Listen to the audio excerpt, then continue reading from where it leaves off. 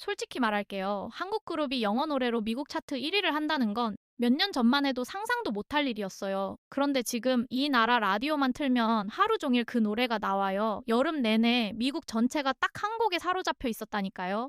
2021년 여름 미국에서 실제로 벌어진 일입니다. 세계에서 가장 크고 가장 콧대 높은 음악 시장, 팝의 본고장이라 불리는 그 나라의 차트 정상을 한국에서 건너간 노래 한 곡이 여름 내내 붙잡고 놓아주지 않았습니다. 그것도 잠깐이 아니라 무려 10주 동안을 말입니다. 대체 어떤 노래였길래 세계 최대의 팝 시장이 한 여름을 통째로 이 곡에 내준 걸까요? 그 중심에는 한국에서 건너간 7명의 청년이 있었습니다. 이야기의 시작은 방탄소년단 BTS의 싱글 한 곡이었습니다. 2021년 5월 21일에 발매된 노래, 제목은 버터였습니다. 발매 보름 남짓 만인 2021년 6월 5일자 BTS는 미국 음악 매체 빌보드의 메인 싱글 차트 핫백 정상에 곧바로 이름을 올렸습니다. 그리고 여기서부터가 진짜였습니다. 이 노래는 그해 여름 무려 10주 동안 핫백 1위 자리를 지켰습니다. 이는 2021년 한 해를 통틀어 미국에서 가장 오래 정상을 지킨 곡이었습니다. 그 전까지 그해 최장 기록이던 올리비아 로드리고의 드라이버스 라이선스가 8주였는데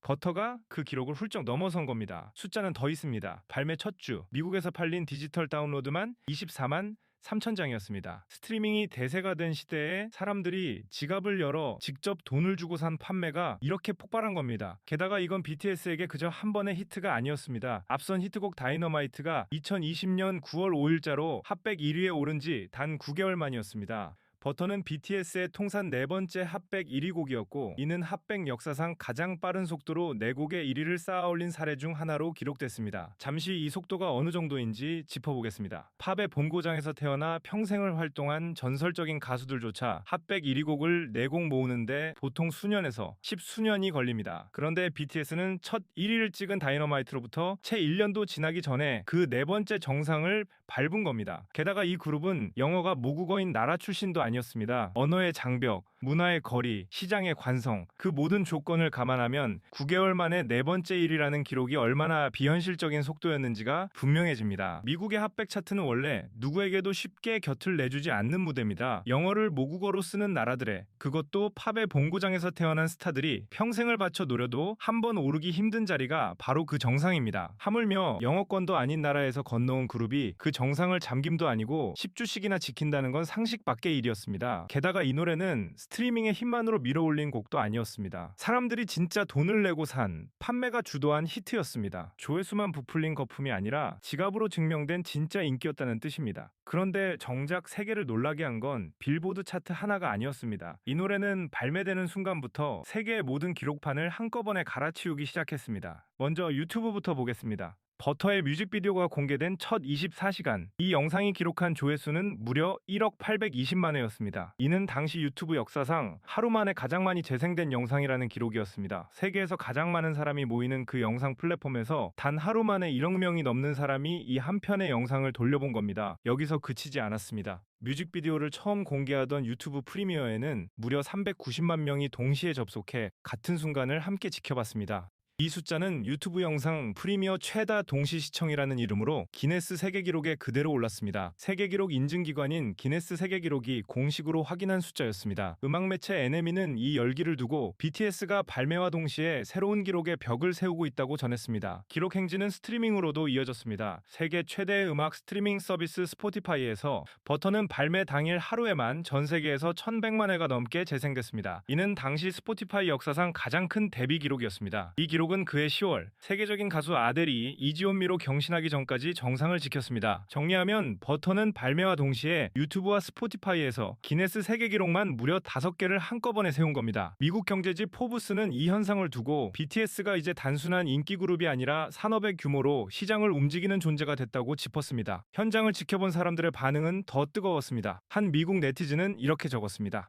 출근길 라디오를 틀어도 마트에 가도 카페에 앉아도 이 노래가 흘러나온다. 여름 내내 이 곡에서 도망칠 수가 없었다. 공연을 오래 챙겨본 한 해외 팬은 이렇게 말했습니다. 영어가 모국어인 우리조차 한번 오르기도 힘든 그 차트를 10주씩이나 지킨다는 게 아직도 믿기지 않는다. 그 밖에도 이런 반응들이 쏟아졌습니다. 하루 만에 1억 뷰라니 이건 인기가 아니라 하나의 사회 현상이다. 차트를 켤 때마다 1위 자리에 늘 같은 이름이 있어서 나중엔 그게 당연해 보일 지경이었다. 우리 동네 라디오 진행자가 이 노래를 올여름의 국가라고 불렀다. 기네스 기록을 몇 개나 세운 건지 세다가 포기했다. 친구들끼리 모이면 결국 다 같이 이 노래를 따라 부르고 있더라. 다운로드로만 24만 장이 넘게 팔렸다는 게 지금 시대에 도무지 실감이 안 난다. 다이너마이트가 엊그제 같은데 벌써 네 번째 1위라니 이 속도가 무섭다. 우리 아이들이 학교에서 이 노래 안무를 따라 추더라. 세대를 가리지 않는다. 프리미어를 390만 명이 같이 봤다는데 이건 웬만한 스포츠 결승전급이다. 여름 휴가 내내 어느 해변을 가도 이 노래가 스피커에서 흘러나왔다. 차 안에서, 헬스장에서, 심지어 마트 계산대에서도 이 곡이 들렸다. 현지의 한 음악 애호가는 그의 여름을 이렇게 회상했습니다. 나는 수십 년 동안 미국 차트를 지켜봐왔다. 여름 히트곡은 늘 있었지만 이렇게 한 곡이 여름 전체를 통째로 지배한 건 흔치 않은 일이었다. 게다가 그 노래가 미국이 아닌 다른 나라에서 왔다는 사실이 나에게는 가장 놀라운 대목이었다. 또 한 명의 현지 팬은 이렇게 덧붙였습니다. 나는 그 여름 어느 파티에 가도 이 노래가 흘러나오는 걸 들었다. 국적도, 나이도, 취향도 전부 다른 사람들이 같은 후렴을 흥얼거리고 있었다. 그 장면을 나는 오래 잊지 못할 것 같다. 그리고 누군가는 짧게 한 줄을 남겼습니다. 미국의 여름은 결국 이 노래의 것이었다. 한 국내 팬은 그 여름 미국 소셜미디어를 지켜보며 이렇게 적었습니다. 외국 팬들이 서로 자기 나라 라디오에서 이 노래가 몇 번 나왔는지를 자랑하듯 세고 있었다. 국경도 언어도 다른 사람들이 같은 노래 하나로 하나가 되어 있었다. 그 광경이 나에겐 차트 1위보다 더 벅찼다.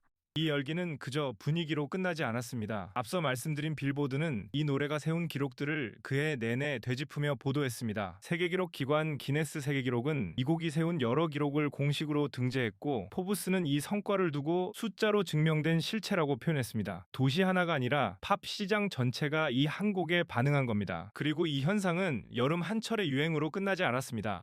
버터가 남긴 발자국은 여름이 지난 뒤에도 하나씩 기록으로 이어졌습니다. 10주라는 정상 기록은 단순히 오래 버텼다는 의미가 아니었습니다. 그해 미국에서 그 어떤 팝스타의 노래보다도 그 어떤 화제작보다도 오래 정상을 지켰다는 뜻이었습니다. 영어권 본토의 쟁쟁한 신예와 거장들을 모두 제치고 한국에서 건너온 노래가 그해 여름의 주인 자리를 차지한 겁니다. 앞서 8주로 그해 최장 기록을 세웠던 올리비아 로드리고의 노래마저 버터 앞에서는 두 번째 자리로 밀려났습니다.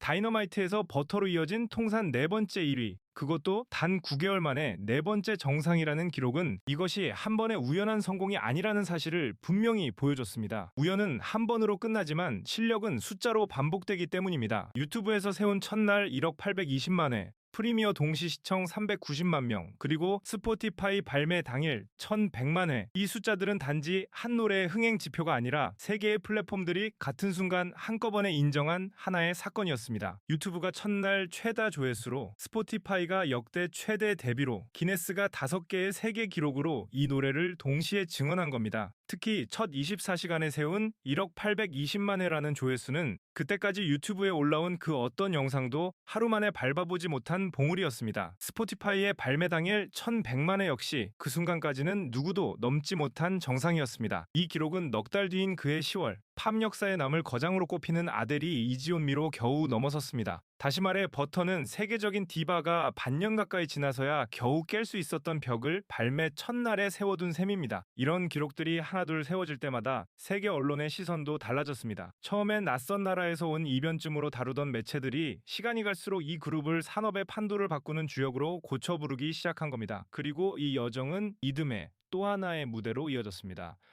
버터는 세계 최고 권위의 음악 시상식인 제64회 그래미 어워드에 베스트 팝 듀오 그룹 퍼포먼스 부문 후보로 이름을 올렸습니다. 팝의 본고장이 매기는 최고의 상, 그 후보 명단에 한국 그룹의 이름이 올랐다는 사실만으로도 버터가 세운 여름의 기록은 그저 반짝 화제가 아니었음을 증명한 셈입니다. 여름을 지배한 노래는 이렇게 하나의 계절을 넘어 하나의 역사로 남았습니다. 세계 최대의 시장을 여름 내내 사로잡은 이 노래가 우리에게 남긴 것은 단지 몇 개의 숫자가 아니었습니다. 한 해외 팬은 이렇게 글을 맺었습니다. 우리는 미국 차트를 세계 음악의 심장이라고 불러왔다. 그런데 그 심장이 한 여름을 통째로 다른 나라의 노래에 내주었다. 그 노래가 어디에서 왔는지를 떠올릴 때마다 나는 지금이 얼마나 특별한 시대인지를 실감한다. 또 다른 미국 네티즌은 이렇게 덧붙였습니다. 세계에서 가장 오르기 힘든 그 정상을 영어권 밖에서 온 그룹이 10주나 지켰다. 이보다 더 확실한 증거가 어디 있겠는가? 그리고 국내 팬들은 이 광경을 이렇게 받았습니다. 미국 차트 정상을 여름 내내 붙잡은 게 우리나라 그룹이라니 아직도 안 믿긴다. 하루 만에 1억 뷰, 기네스 5개, 10주 연속 1위. 이게 다 한 노래 이야기라는 게 소름이다. 한국말도 아닌 노래로 미국을 통째로 물들이는 시대라니 진짜 격세지감이다. 돌이켜보면 버터가 세운 것은 단지 몇 개의 기록이 아니라 하나의 인식이었습니다. 팝은 반드시 영어권 본토에서만 세계를 정복할 수 있다는 오래된 상식, 세계 최대의 차트 정상은 결국 그들만의 무대라는 믿음. 버터는 그 상식을 여름 한철 동안 조용히 그러나 완전히 뒤집어 놓았습니다. 그해 여름이 지나고 나서 세계는 더 이상 한국에서 온 노래가 미국 차트 1위에 오르는 일을 이변이라 부르지 않게 됐습니다. 그것이 이 노래가 남긴 가장 값진 유산인지도 모릅니다. 팝의 본고장이 자랑하던 그 콧대 높은 정상을 한국에서 건너온 노래 한 곡이 여름 내내 지켜냈습니다. 그리고 그 기록들은 시간이 지날수록 더 또렷하게 남았습니다. 미국의 여름을 물들인 건 노래 한 곡이었지만 세계가 진짜로 기억한 이름은 대한민국이었습니다. 여기까지 봐주셔서 감사합니다. 다음 이야기에서 또 만나요.